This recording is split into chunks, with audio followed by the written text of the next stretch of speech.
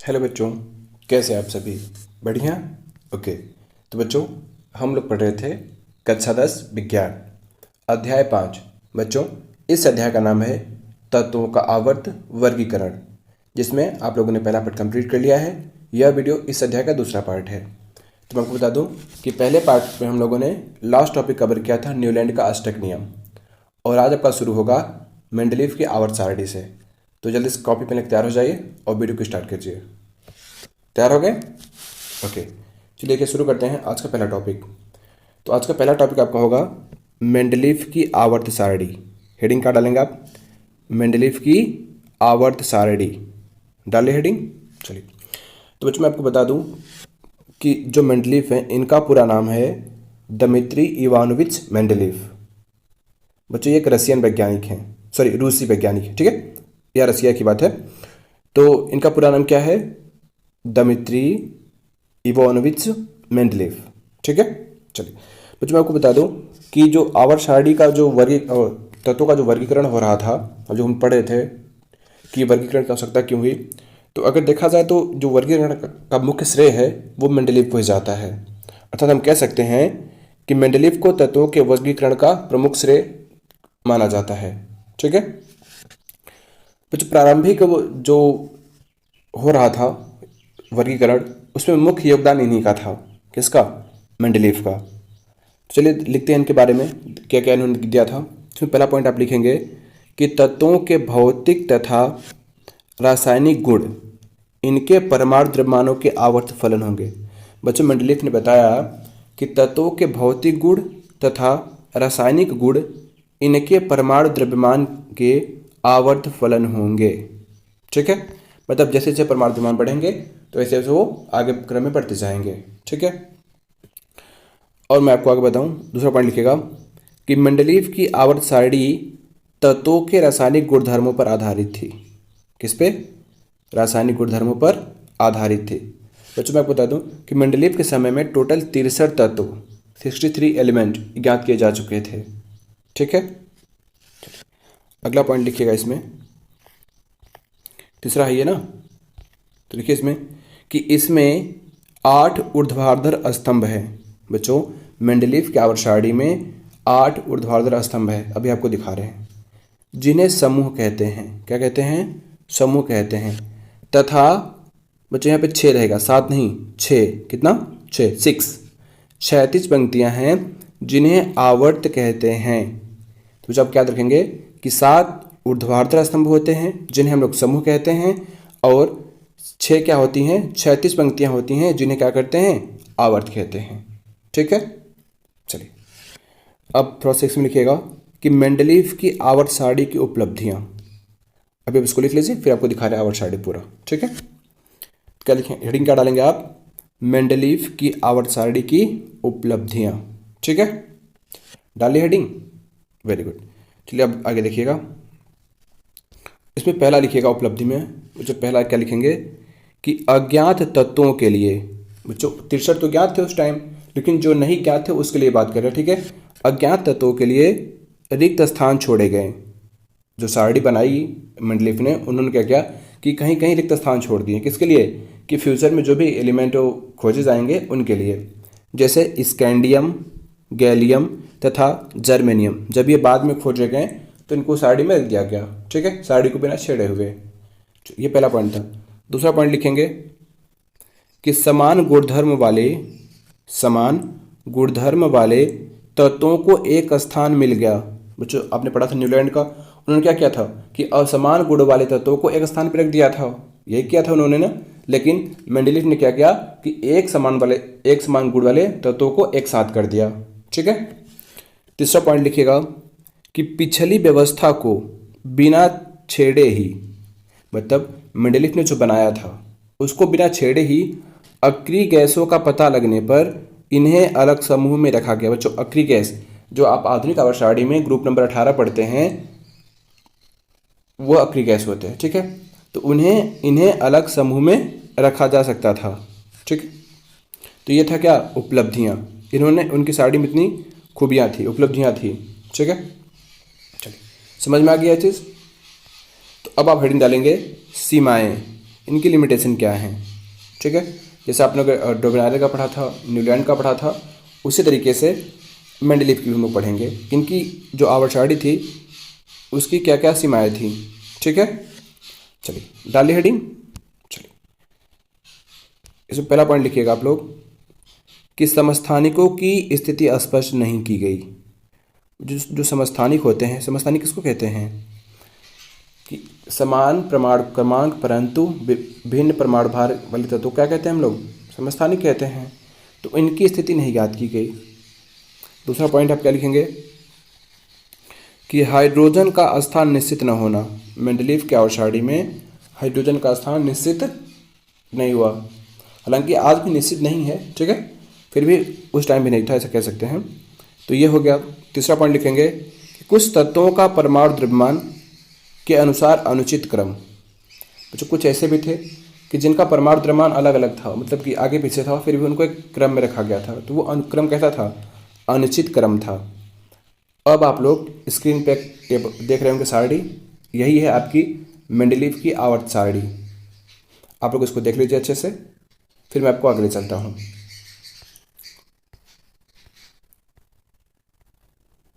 देख लिया आप लोगों ने सारणी, ओके। तो चलिए आगे देखिए।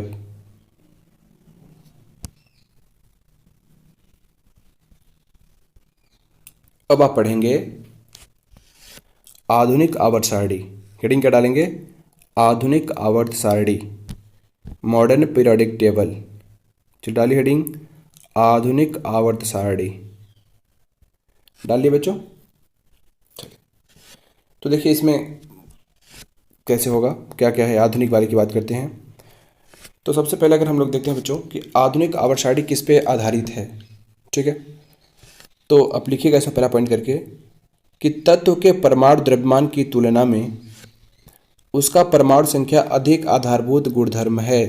बच्चों अभी तक हम लोग जो भी नियम पढ़ा, चाहे वो न्यूलैंड का हो, डे-ब्रायनर का हो या मेंडलीफ का हो, उन्होंने क्या किया था कि उसके द्रव्यमान को आधार मान करके उन्होंने क्लासिफाई किया था, वर्गीकृत किया था। लेकिन जो आधुनिक आवर्त सारणी है, आधुनिक आवर्त सारणी है, इसमें परमाणु द्रव्यमान को आधार न मान करके परमाणु क्रमांक को यानी परमाणु संख्या को आधार माना गया है, ठीक है। दूसरा पॉइंट लिखेंगे कि आधुनिक आवर्त नियम के अनुसार, आधुनिक आवर्त नियम के अनुसार तत्वों के गुणधर्म उसकी परमाणु संख्या का आवर्त फलन होते हैं। मतलब बच्चों जैसे जैसे आवर्त या जो उसका परमाणु संख्या होगी वो बढ़ती जाएगी, तो उसके जो गुणधर्म होंगे वो बदलते जाएंगे। और हम लोग पिछले में क्या पढ़े थे, न्यूलैंड में या फिर मेंडलीफ में, कि द्रव्यमान संख्या था वहाँ पे, लेकिन यहाँ पे क्या है, परमाणु संख्या है। दोनों में डिफरेंस इतना ही है कि जो हम लोग पीछे पढ़े हैं आप लोग, उसमें द्रव्यमान संख्या था, इसमें परमाणु संख्या है, ठीक है। वो एटॉमिक मास था, ये एटॉमिक नंबर है, ठीक है। चलिए तो अब आप देखिए कि जो आपकी आवर्त सारणी है आधुनिक वाली, वो वैसे आप लोग कई बार देखे होंगे, फिर से आप देखिए। एक सेकंड बच्चों, तो आप स्क्रीन पे एक देख रहे होंगे, एक आवर्त सारणी दिख रही है आपको। तो यही है आपकी आवर्त सारणी, जिसमें आपको 4 ब्लॉक दिख रहे होंगे। आपको जो लेफ्ट में होगा वो एस ब्लॉक है, जो एकदम राइट में होगा वो पी ब्लॉक है, जो बीच में होगा दोनों के वो डी ब्लॉक है, और जो आपको नीचे दिख रहा है ये आपका है एफ ब्लॉक। तो टोटल कितने ब्लॉक हो गए, 4 block, S block, P block, D block और एफ ब्लॉक, ठीक है, समझ गए। तो आप इसको देख लीजिए अच्छे से बच्चों। अगर आपको आवर्त सारणी पढ़नी है तो आप मेरे चैनल पर जा करके देखिएगा, बेसिक केमिस्ट्री में आपका जो प्लेलिस्ट है, बेसिक केमिस्ट्री का प्लेलिस्ट, उसमें जाके देखेंगे तो आपको वहाँ पे मिल जाएगा। आप वहाँ पे डिटेल्स में पढ़ सकते हैं आवर्त सारणी के बारे में, वहाँ पे A to Z पढ़ाया गया है आवर्त सारणी, ठीक है। चलिए अब आगे देखिए। अब आप डालेंगे हेडिंग मेंडलीफ की आवर्त सारणी के आधुनिक, यहाँ पे कुछ लिखा हुआ है, मिस है इसमें, कि मेंडलीफ की आवर्त सारणी के दोष आधुनिक आवर्त सारणी द्वारा दूर हो गए। अब इतना देखें, ठीक है। तो ये हेडिंग के तहत आप लिख लीजिएगा ब्लैक पेन से कि मेंडलीफ की आवर्त सारणी के दोष आधुनिक आवर्त सारणी द्वारा दूर हो गए। बच्चों जो कमियां मेंडलीफ ने छोड़ी हुई थी अपनी आवर्त सारणी में, जो उनकी सीमाएं थी, वो इस सीमा द्वारा क्या हो गए, दूर हो गए।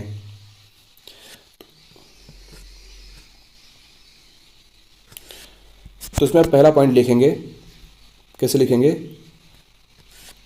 कि समस्थानिकों की स्थिति स्पष्ट की गई। जो भी समस्थानिक थे बच्चों, समस्थानिक मतलब पता है ना, जिनका परमाणु क्रमांक समान होता है लेकिन परमाणु भार अलग अलग होता है। समान परमाणु संख्या वाले तत्व एक स्थान पर समान समूह में रखा गया। ठीक है, जो मेंडलीफ ने नहीं किया हुआ था। दूसरा पॉइंट, कोबाल्ट जिसकी परमाणु संख्या 27 है, आपको पता है CO कोबाल्ट, वह निकिल परमाणु संख्या 28 से पहले आएगा, लेकिन मेंडलीफ के आउटसाइड में ऐसा नहीं था। ठीक है। तीसरा पॉइंट आप देखेंगे कि परमाणु संख्या सदैव पूर्ण संख्या होती है। तो जो कि परमाणु संख्या होती है, चाहे वो 1 होगी, 2 होगी, 3 होगी, 5 होगी, 6 होगी, इस तरीके से पूर्ण संख्या में होगी। ठीक है, ऐसा नहीं है कि 5.5 है किसी का तो 7.8 है किसी का, इस तरीके से नहीं, हमेशा वो पूर्ण संख्या होगी, जो भी होगी पूर्ण संख्या होगी। अतः हाइड्रोजन व हीलियम के बीच कोई तत्व नहीं आएगा। जब जो हाइड्रोजन का 1 होता है, हीलियम का 2 होता है, तो इनके बीच में कोई भी तत्व नहीं आएगा। अगर बात करें, किसी आपका हो गया कार्बन फिर नाइट्रोजन, तो इनके बीच में कोई नहीं आएगा इस तरीके से। जैसे आपका हो गया फ्लोरीन और नियान, तो इनके बीच में कोई नहीं आएगा। ठीक है, इस तरीके से। नहीं, चलिए समझ गए इसको, वेरी गुड। अब आप लोग पढ़ेंगे परमाणु संख्या, एटॉमिक नंबर। हेडिंग क्या डालेंगे? Atomic number. बच्चों ध्यान से, ठीक है। जो अगर आपको ऐसा लग रहा है कि कुछ छूट रहा है, तो छूट नहीं रहा है, जो भी छूट रहा है अभी हम लोग क्वेश्चन आंसर करने वाले हैं। ठीक है, तो वहाँ पर आपका टोटल क्लियर हो जाएगा, तो अब परेशान होने की जरूरत नहीं है आपको। ठीक है, तो अब हेडिंग क्या डालेंगे? परमाणु संख्या, इंग्लिश में कहेंगे बच्चों एटॉमिक नंबर। ठीक है, चलिए डालिए हेडिंग परमाणु संख्या, डाल लिए, वेरी गुड। अब लिखिए इसमें कि परमाणु संख्या को Z से निरूपित किया जाता है। बच्चों निरूपित का मतलब होता है दिखाया जाता है, दर्शाया जाता है या रिप्रेजेंट किया जाता है। ठीक है, Z। परमाणु संख्या अणु के केंद्र में पाए जाने वाले प्रोटॉन की संख्या के बराबर होते हैं। अर्थात बच्चों समझिए यहाँ पे कि जैसे अब मैं आपके यहाँ समझा रहा हूँ कि मान लीजिए अब क्या है, ये परमाणु है, तो इसका नाभिक होगा ना बच्चों, नाभिक में क्या होते हैं?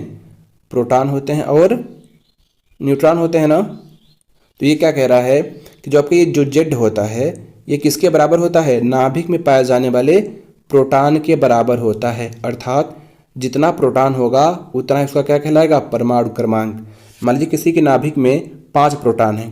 कितने प्रोटॉन हैं? 5। तो इसका एटॉमिक नंबर क्या होगा? परमाणु संख्या क्या होगा? 5 होगा। अगर 15 होंगे तब उसका परमाणु संख्या 15 हो जाएगा, सीधी सी बात है। तो मैं आपको एक लाइन कह सकता हूं कि प्रोटॉन ही क्या कहलाता है? आपका परमाणु संख्या। अर्थात किसी परमाणु में जितने प्रोटॉन होंगे उतना उसका क्या कहलाएगा? क्या होगा? परमाणु संख्या।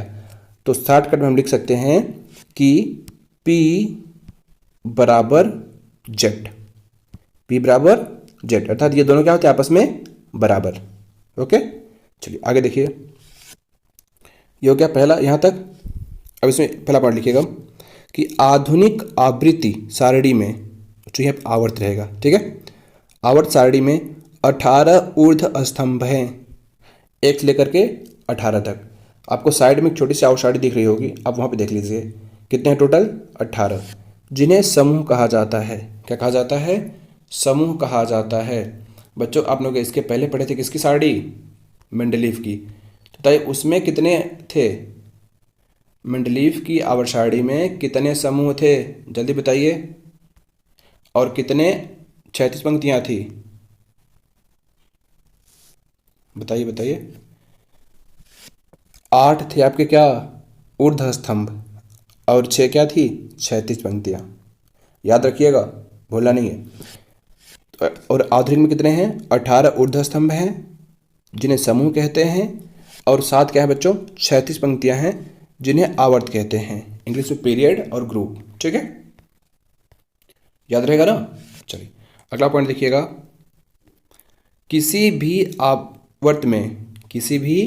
आवर्त में पाए जाने वाले सभी तत्वों में कोषों की संख्या समान होती है। क्या होती है बच्चों? कोषों की संख्या क्या होती है, समान।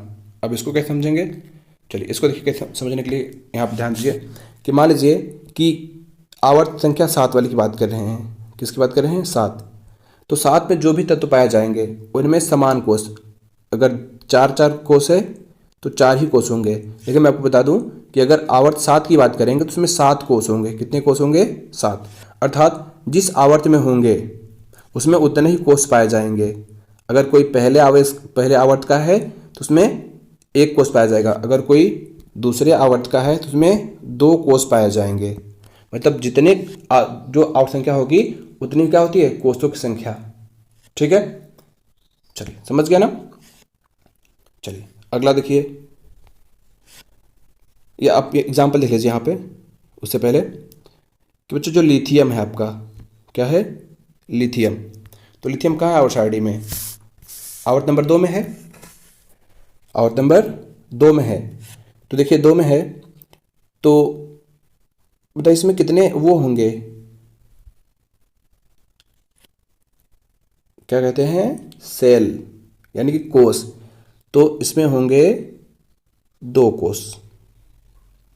अगर बच्चों बात करें पोटेशियम की, यहाँ बेरियम दिया हुआ है, ठीक, बेरिलियम, इसमें ये भी दूसरे आवर्त का है। कौन से आवर्त का है, दूसरे आवर्त का है, इसमें भी 2 कोष होंगे। ठीक है, बोरान है आपका बच्चों, तो बोरान भी आपका दूसरे का ही है। ठीक है, ये भी दूसरे आवर्त का है। इस तरीके से अगर और बात करेंगे कार्बन की, तो कार्बन कौन से आवर्त का है, कार्बन भी इसी आवर्त का है, दूसरे आवर्त का है। नाइट्रोजन इसी आवर्त का है, ऑक्सीजन इसी आवर्त का है। तो इन सब में 2-2 कोष पाए जाएंगे। क्यों, क्योंकि ये सारे के सारे किसके हैं, आवर्त नंबर 2 के हैं। ठीक है, आगे कह रहा है कि इन सभी तत्वों में कोषों की संख्या समान है। कितना है, 2 है।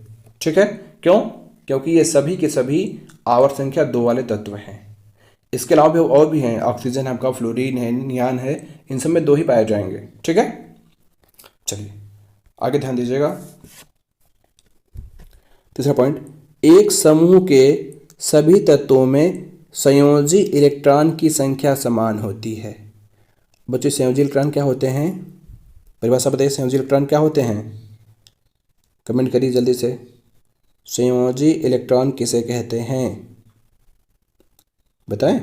चलिए, किसी भी तत्व के बाहरी कोश में, तत्व नहीं परमाणु कहेंगे, किसी भी परमाणु के बाहरी कोश में उपस्थित इलेक्ट्रॉन को संयोजी इलेक्ट्रॉन कहते हैं।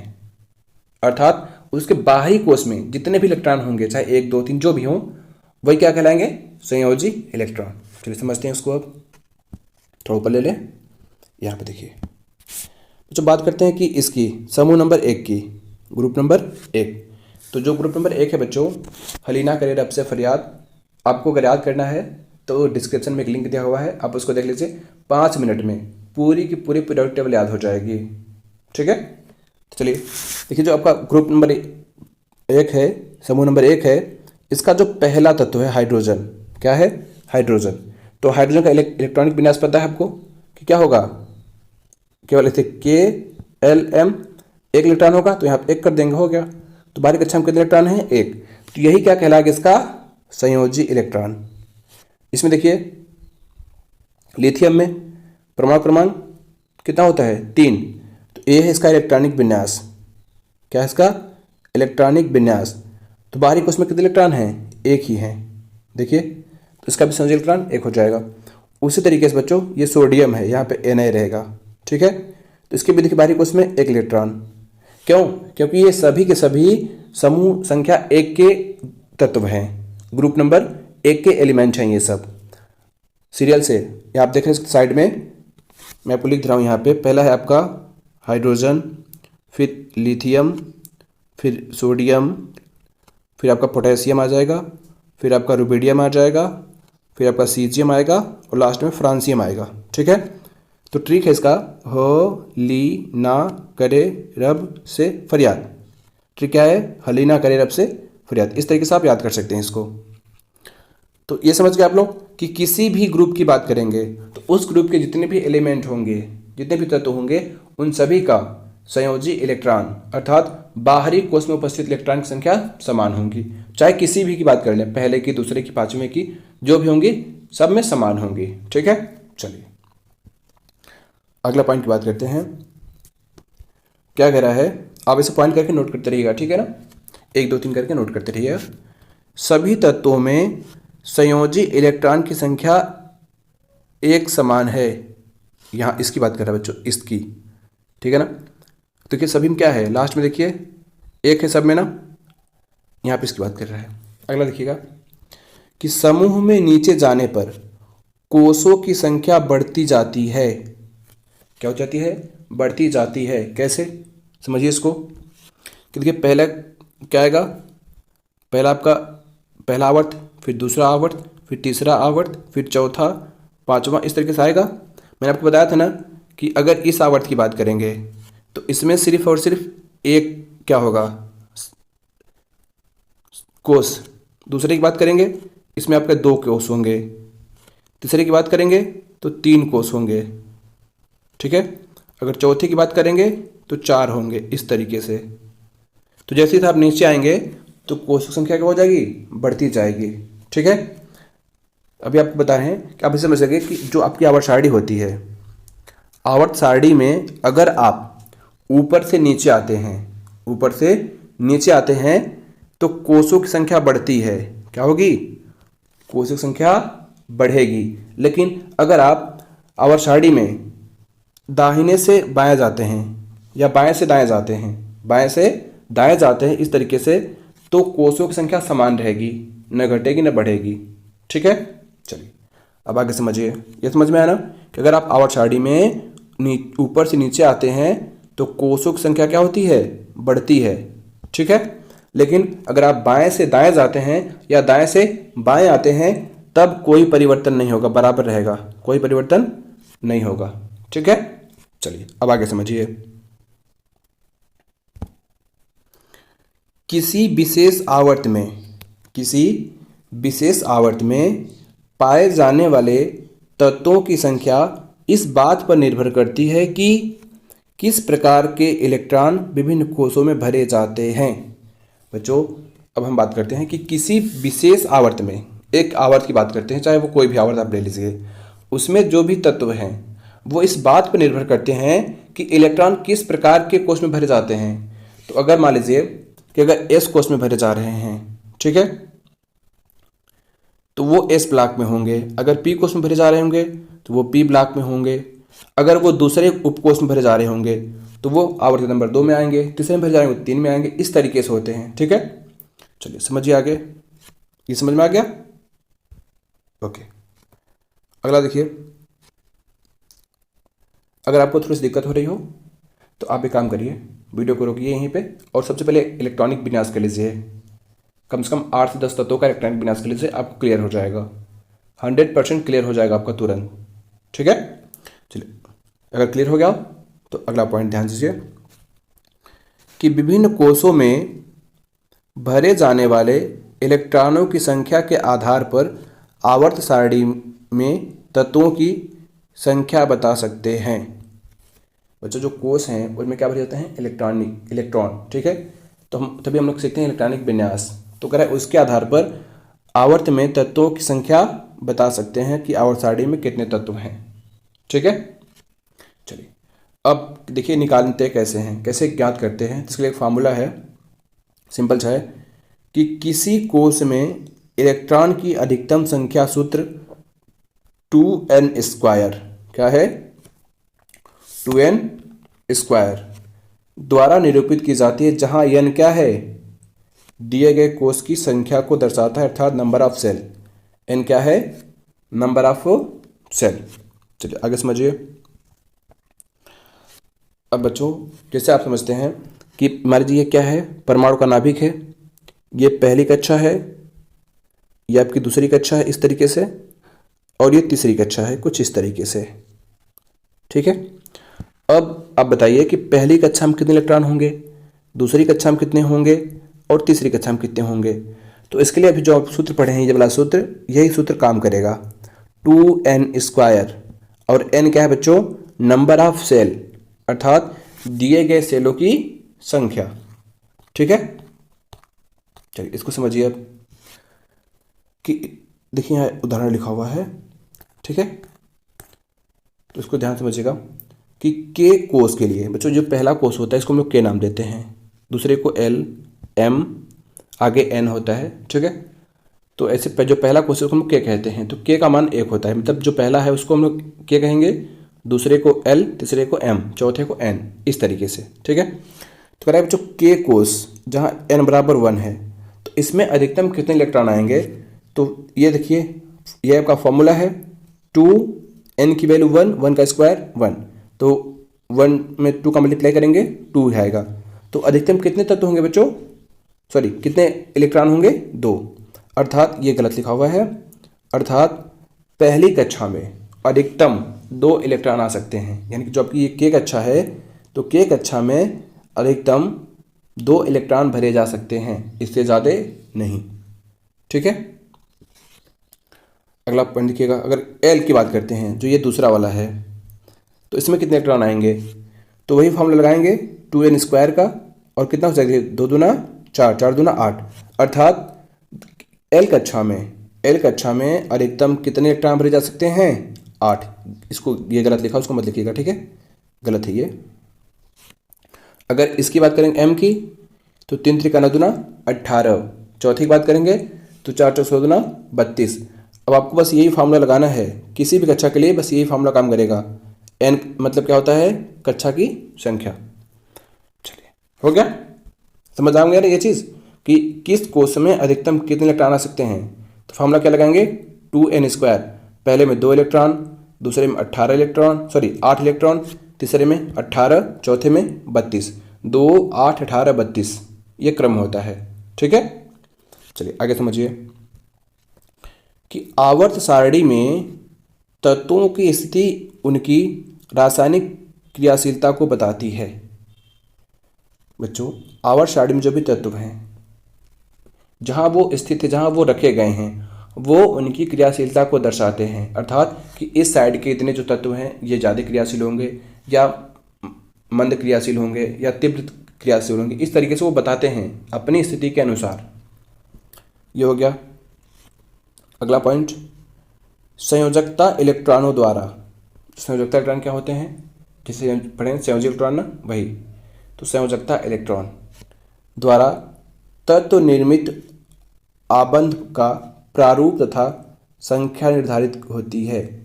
बच्चों संयोजकता इलेक्ट्रॉन जो होते हैं, संयोजकता इलेक्ट्रॉन अर्थात जो इलेक्ट्रॉन अभिक्रिया में भाग लेते हैं, जो इलेक्ट्रॉन अभिक्रिया में भाग लेते हैं उनको हम लोग कहते हैं संयोजकता इलेक्ट्रॉन। तो संयोजकता इलेक्ट्रॉन ही बच्चों क्या करते हैं कि निर्मित आबंध का प्रारूप, बंध किस प्रकार से बन रहा है, आप लोगों ने चौथे अध्याय में पढ़ा था कार्बन एवं उसके यौगिक वाले चैप्टर में। ठीक है, तथा संख्या निर्धारित करते हैं और कितने बॉन्ड बना रहे हैं वो भी निर्धारित करते हैं। कौन, संयोजकता इलेक्ट्रॉन। संयोजकता इलेक्ट्रॉन क्या होते हैं कि रासायनिक अभिक्रिया में जो भी बंध बनाने में इलेक्ट्रॉन भाग लेते हैं उनको हम लोग कहते हैं संयोजकता इलेक्ट्रॉन। ठीक है, चलिए आगे समझिए। आप एक हेडिंग डालेंगे आधुनिक आवर्त सारणी की प्रवृत्ति। आधुनिक आवर्त सारणी की प्रवृत्ति, ये आपकी हेडिंग है। ठीक है, डालिए हेडिंग, वेरी गुड। चले, नहीं चलेंगे। ठीक है, इस वीडियो में लोग इतना ही पढ़ेंगे। एक बार आपको वीडियो को फिर से रिवाइज कर लीजिएगा, आपको पूरा क्लियर हो जाएगा। और इसको हम लोग पढ़ेंगे पार्ट 3 में। ठीक है, तो बच्चों ये वीडियो कैसा लगा कमेंट करके जरूर बताएं। वीडियो को लाइक करें, शेयर करें। अगर आप चैनल पर नए हो तो चैनल को सब्सक्राइब करके बेल आइकन प्रेस कर लें। मिलते हैं नेक्स्ट वीडियो में, तब तक के लिए bye bye, take care, thanks for watching.